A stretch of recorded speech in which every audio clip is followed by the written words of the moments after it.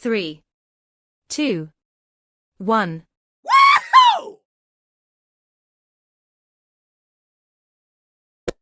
What's good, Enigmites?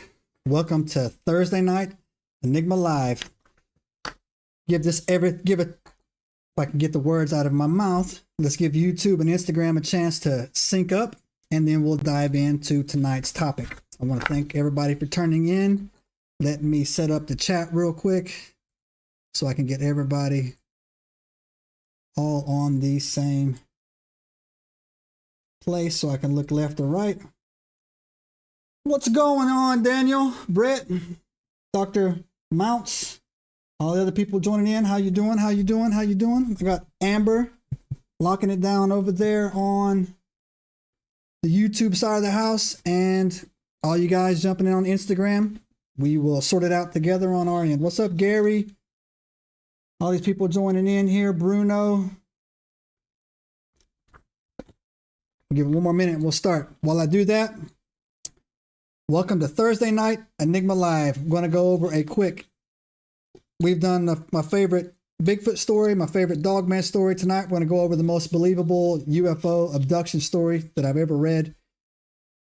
Only because it's fitting with all of the craziness going on around the entire world with the drones.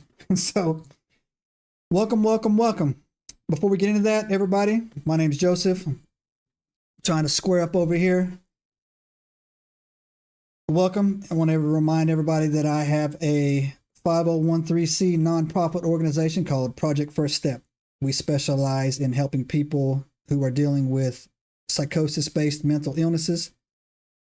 It is actually often misdiagnosed, but it is incredibly easy to treat once it's been diagnosed. If you or someone you love needs help finding a doctor or paying for prescriptions or whatever, please go to my website, projectfirststep.com, and reach out, and we'll work it out together. That nonprofit organization is not tied into my YouTube channel or any of my Instagram stuff over there. So the best way to contact us is to go through projectfirststep.com. Anyways, let's get into it tonight. Hope everybody's doing well. And hope everybody is getting ready for the holidays. I say Merry Christmas, but that's just how I roll. All right, so tonight, if you have not been paying much attention, there has been nothing but mass UFO, UAP sightings all across the globe at this point. They're getting reported as far as down as New Zealand and Australia. And I saw some today coming out of the Philippines. And the ones in the United States of America actually have not slowed down. They've actually increased. And so I don't really have a good theory on what's going on with that. But if you guys do, leave it in the comments because I'm kind of lost. But I have my own theory on it. But it's probably not a very good working theory. But anyway, so tonight, enough of that. Enough of that, nerds. Let's get into some fun here. Enough of the serious stuff. Tonight, we're going to be talking about the most believable UFO abduction story I've ever heard. It actually took place in Pascagoula, Mississippi on October 11th, 1973. And if you're just getting it into, you know my channel, I do everything UFOs, lost history, megaliths, lost societies, cryptids, everything. If you're looking for a good read to get into studying about UFOs and alien abductions, the three main stories that I would recommend to anybody would be the Betty and Barney Hill story that took place up in Buffalo, New York, the Kelly Cahill abduction story that took place down in Melbourne, Australia, and the Pascagoula incident of 1973, which is, we're going to deep dive that tonight. The reason why those three stories are so believable is actually because more than one witness saw it, and the people stuck to their stories throughout their entire lives, right?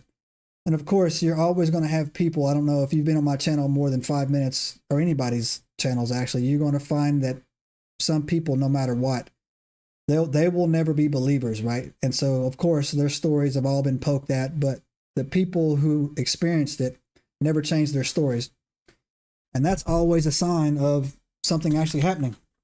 All right, so let's get into it. You know how we do around here. I bring you the when, the where, and the who, and then we talk about what happened. And at the very end, We'll go over it, and I'll give you my thoughts on it.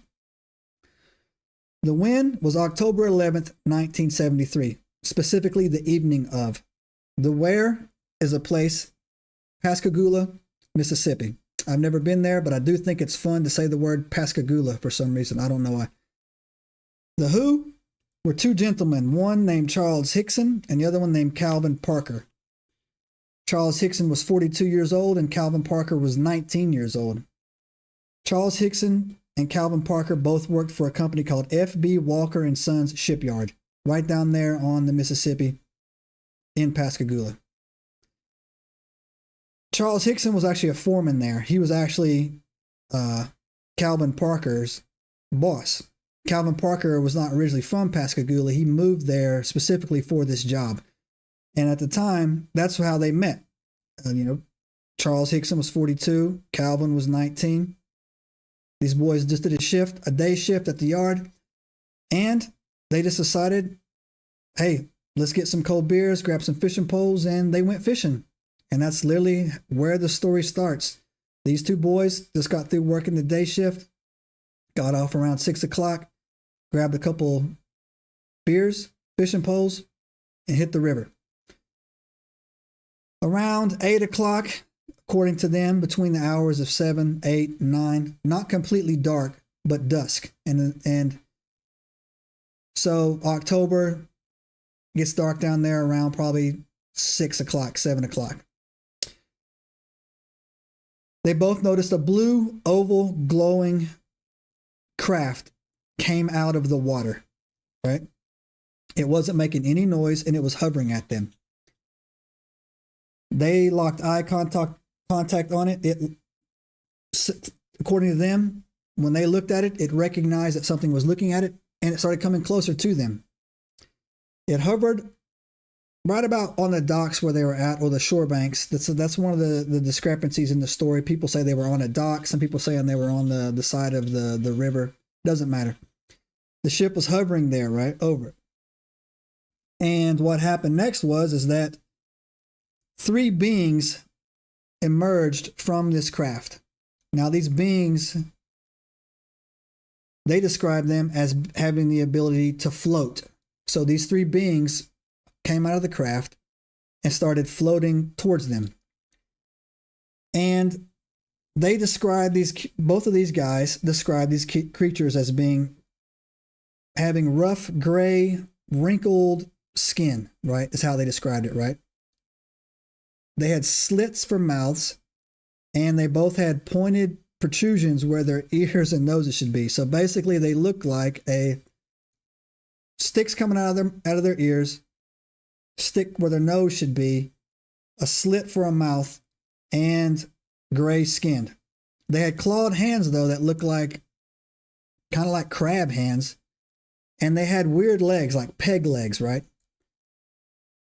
And through later analysis, when they were looking at these creatures and talking about these creatures, the creatures definitely looked like they basically came out of an amphibious area, right? And if you know anything about the UAP hearings that went down last month, they straight up told us that these creatures live in the water. But in 1973, that wasn't even common knowledge until about a month ago. So, as these 3 creatures started approaching Charles and Calvin, it kind of put them they reported it put them in a paralyzed state. And when it paralyzed them, Charles said that he kind of remained calm, but Calvin said he started having massive panic attacks when this started happening, right? But remember, he can't move because he was paralyzed, right? These beings levitated them into their spacecraft, for lack of a better word, the oval, in there, right? And here's where this story stands out from any of the other stories that I've ever researched and read was.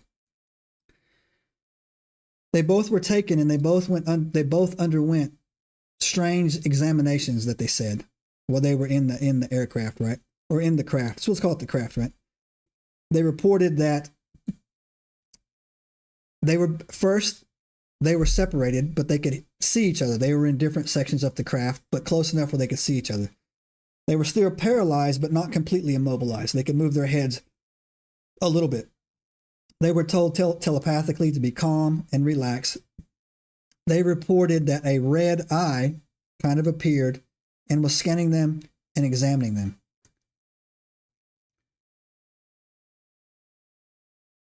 Calvin and Charles had completely different experiences going through the exact same thing at the exact same time, right? And that's what makes this very unique when it comes to most UFO abductions when 2 or more people were taken. Most of the times, 2 people were taken, they don't remember anything.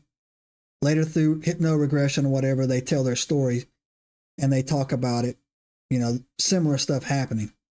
But they both went through their abduction story and both of them had extremely different experiences. Now, Charles, the older gentleman, being 42, he remained conscious the whole time. And he claimed that throughout the encounter, that he was providing detailed information back and forth with the people that were the creatures that were examining him. He was having basically conversations. He wasn't freaked out at all, right? He said that they scanned his body, examining him, and he communicated with the beings, but he also said something that was very, very strange that at the time wouldn't make sense, but at today's time makes a lot of sense. He said that the beings and himself were both communicating with the ship directly. So that leads me to believe, that the ship had some type of artificial intelligence that was involved in it as well. But also at the UAP hearings, one of the congressmen asked Lou Elizondo straight up if these ships were actually alive, if they were sentient beings. And so Calvin Parker was experiencing that phenomenon in 1973 when he said that he was actually interacting with the ship, right? Now, Calvin's experience was completely different. Calvin and Charles could see each other, but Calvin was scared out of his mind the entire time. Calvin he said that he kept coming into and out of consciousness. Calvin also said that they hurt him. Now, Charles never said anything about them hurting him, right? Charles says, matter of fact, he didn't give any details of any type of pain being administered to them. Calvin said they hurt him. Calvin also said that he was hearing the voice on the ship as well, telling him to remain calm and, not panic. But of course, he panicked. And so then, later on in life, Charles Hickson actually became very outspoken about the incident. He was not shy about it at all. Calvin, on the other hand, became very traumatized, what we would call basically in modern day, he had PTSD. And he would not talk about his experience to anybody for a long, long, long time. It actually caused Calvin a lot of problems, right? And we'll get into that as a little bit. So, after the incident was over, the spacecraft returned Charles and Calvin to the banks or the dock in Pascagoula. Dropped them off and left. And here's where things get a little bit also very different with this encounter based on other encounters, is that Charles Hickson immediately went to a payphone and immediately called the police. Now, most people who say they experience any type of UFO abduction or any type of, first contact, they often go back, don't remember it, have nightmares. Several months later, they go seek help through some type of regression or remission. They're able to detail their story. Both these guys immediately, the moment they've been dropped off, the moment they saw the thing take off and go back into the water, they called the cops, right? The sheriff. So the sheriff actually shows up, takes them, right? He takes them back to the station and he puts them in room together. He goes in there, he starts interviewing these two, and they both immediately start going over their story. Now, the sheriff thought that they were on some type of drug, or he could tell they weren't drunk, but he thought they might have been on some type of drug. So the sheriff actually left the room to say he was going to get them a drink or something like that. But when he did, he left the audio recording in the room so they could hear it outside. And when he left and went outside, they thought that they might catch these two boys slipping up and, changing their story up. Well, it didn't.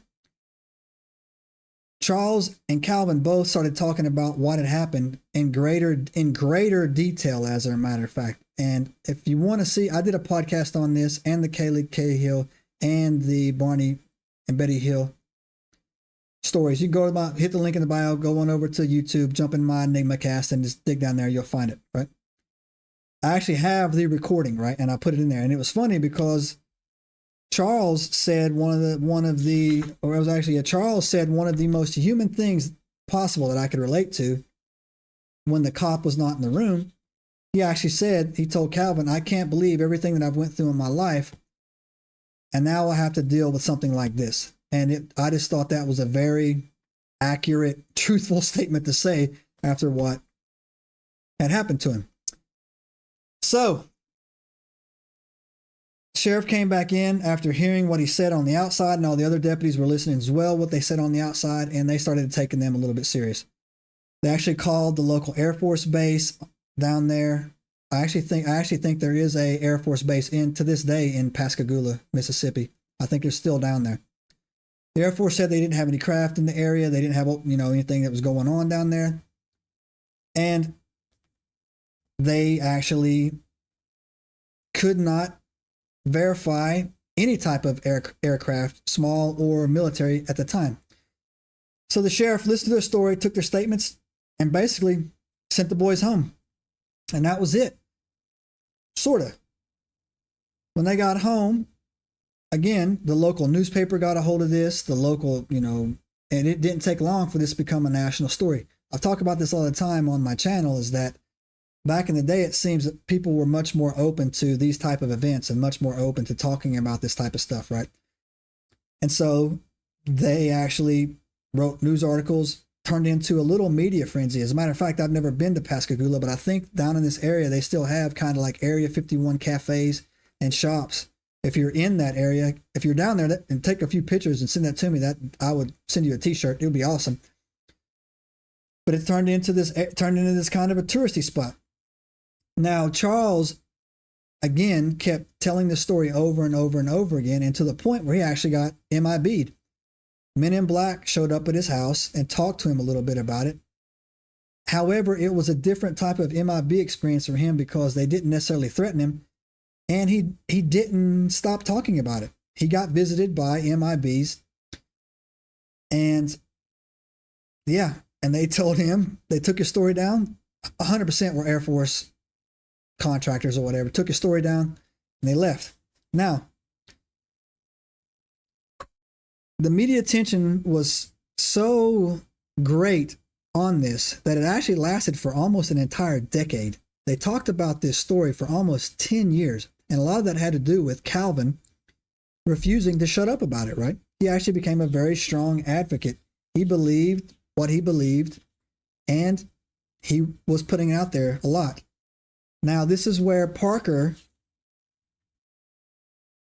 he didn't do so good. Now, Parker actually started having, he was a lot younger. He was very traumatized by the experience. And for years and years and years, he would just not talk about it. He had PTSD. He actually lost a couple of jobs because of this. He did not enjoy the attention or being that type of famous. He had to move a couple of times, right? And so, I mean, I kind of feel bad for that. I kind of feel bad for him in that situation. He was just a boy. 19, he's just a boy, right? And that happened to him, and he had to, live with it. He didn't come to grips with it till much, much later in his life. He did not come to grips with, the incident and the story and how it played out. And so the story got so much traction, they actually put him under hypnosis, right? And this was before, I can't remember his name, the Fire in the Sky guy, when they actually put him under a lie detector and hypnosis. They put these guys under hypnosis, and their stories didn't change. It stayed the same. So during the UFO, back in the day when they were doing these type of UFO investigations, They checked all the marks. The story never changed. There was more than one person under hypnosis, right? The police believed them. And so, yeah. So this story is very, very, very well reported. It's in very, very, very, very good detail. Also, too, Calvin Parker, as part of, I don't know, as part of his therapy or as part of his coming to grips with it, Calvin actually, he was the one that struggled with it. Now, he was the younger one. He actually wrote a book, and the book is called Pascagoula, The Closest Encounter. This is a good book. And if you're looking for something to, you can get it on Amazon or whatever. If you're looking for something to read, or if you're looking for something to get into, or if you're new to this type of, I always recommend reading these people's books. I really do. The Betty and Barney Hill's book is great as well. I recommend reading those, right? And so you can get it on Amazon. It's Pascagoula, The Closest Encounter. It's a great book. This would actually make a really great movie, in my opinion, as well. And right after he released that book in 2018, there were 2 other witnesses that saw this happen, but they remained silent for a long time. They actually came forward in 2019 to back up these guys' story. And I kind of wish that they would have done that a little bit sooner, only because I think Calvin Parker could have probably used a little bit of help in, recovering and maintaining, and maybe a little bit more affirmation to his story that people wouldn't be so critical on him, right? Or, I hate to use the word make fun of him and bully, but probably what was going on. So now, there's one more detail in here that's seldom talked about that comes from the Charles Hickson side. Now, again, Charles was the older gentleman. Now, Charles reported that after that Pascagoula incident happened, for several years, for the remainder of his life, he was actually contacted and visited by another alien. And he described this alien basically as it's a typical description of a tall white. She was a female, over 6 feet tall, beautiful, very pale. He said he woke up one night, she was in his bedroom. He was not scared. They had a conversation. They talked back and forth, and she was just checking on him. And throughout the years, he said that these encounters with her continued. I couldn't get much detail into anything about their personal lives out of that. I don't know if these guys were married at the time or remarried later down the road. Couldn't really, get much detail in that. So, but Calvin Parker never experienced the tall white showing up and visiting him. This was something that was specifically with Charles. Charles Hickson said it happened for several years. And so now when you look at these stories that go down, and I take it with what's coming forward, this specific story, and I take it with what's going on right now in the United States of America with these UAPs and these UFO sightings, I've often went against the grain with the UFO community, and I found myself odds. If you've never followed a lot of UFO channels or cryptid channels, or, any type of, when you start talking about the Book of Enoch or Lost Civilizations, some of these people, man, are very, very close-minded. They dial into a specific, I hate to use the word dogma, but they have a theory, and they'll run with that theory for the rest of their life without taking into consideration any new data that comes forward. I choose not to engage normally on that, but I've had people choose not to come on my show because of that. But the theory that I've often maintained with these UFOs and these UAPs, and I've said it several times on several of my videos, Instagram, these UFOs and UAPs, they're not coming from outer space. They're not coming from, Zeta Reptilian or the Orion Belt. They're not traveling here. They're already here. They've been here for a long time. What we're seeing is them coming out of the caves, coming out of the oceans. And even at the UAP hearing, the admiral in there said that these beings live in the ocean. And then when you go read Revelations, it talks about the beasts in the book of Revelations. Where do they all come from? Out of the ocean, right?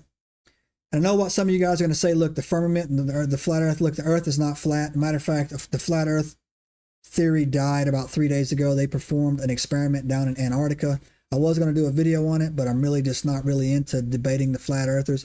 I've flown around this earth heading east the entire time. I've told the story several times and ended up back on Diego Garcia, never flying west. I didn't run into a wall. I didn't stop.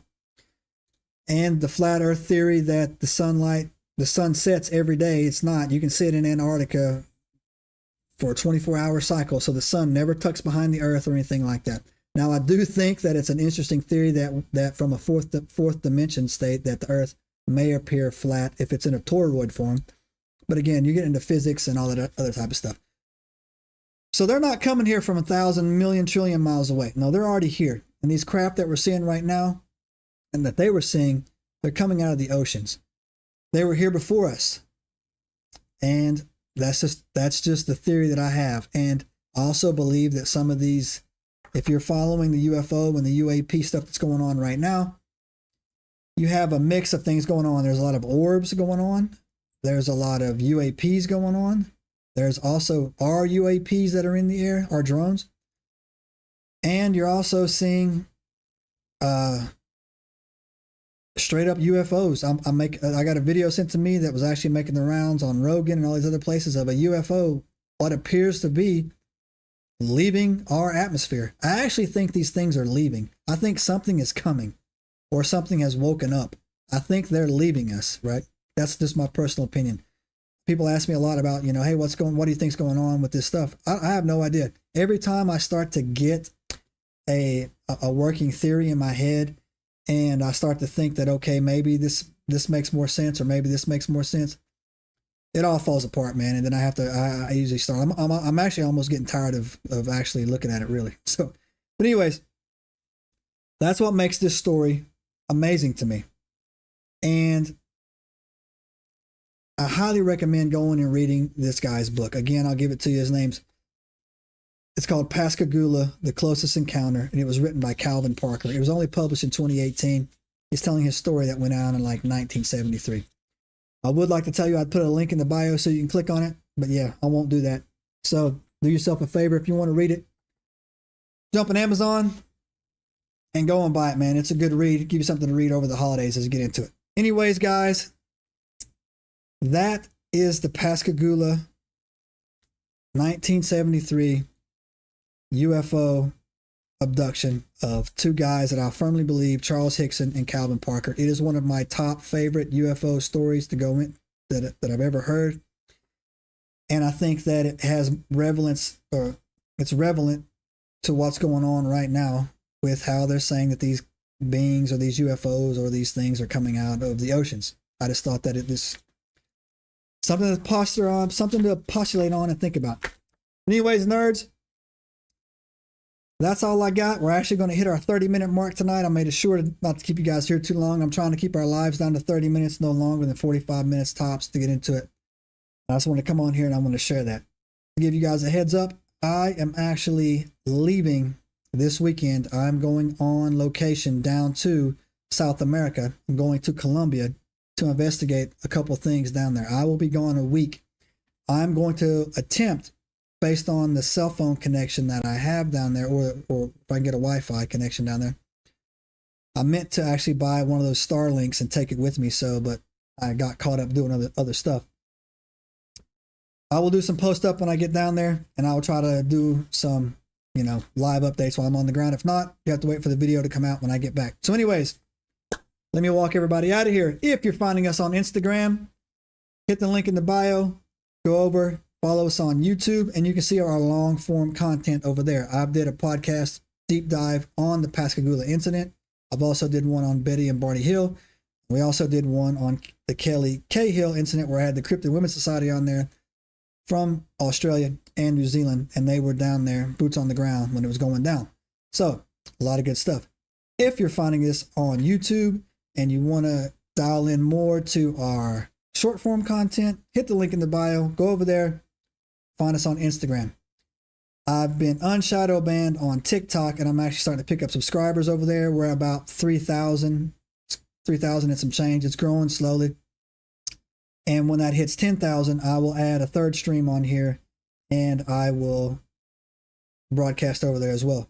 So my people who prefer that channel, when you see this replay, and I don't think it's worth it until I have at least 10K subs over there on that channel. Also, I've almost got 1,000 subscribers on Facebook channel, and I'm going to wait till that gets around 3,000 or more, 5,000 before I add a Facebook stream on here as well. So for right now, it's just YouTube and Instagram. But if you find this anywhere else, knowing, and if you have a preferred platform, we will eventually get to you. So, you guys, I will not see you, but I hope you have a very Merry Christmas. I hope you're very, very safe over your holidays. I hope you enjoy your time with your family. And if you don't have a family, I hope you go out and meet somebody and make your family. So, I'm going to do this way.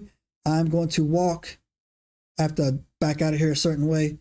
I'm going to walk Instagram out of here. So Instagram, big hearts on you guys. Enjoy your Thursday. And thanks for tuning in. And we are out. Well, all right then. So that leaves us with YouTube. YouTube, thank you for dialing in. Do us a favor. Let me know what you think of the Pascagoula incident down in, Pascagoula, Mississippi. Let me know what you think down there. And leave us a comment, give us a thumbs up, shout, subscribe, do all that crazy YouTube stuff. And I actually hope that you guys have an awesome, awesome, awesome, wonderful Christmas as well. And I will see you guys in a few weeks. Until next time, we are out. Subscribe now and turn on the notifications to join us on this extraordinary journey into the unknown.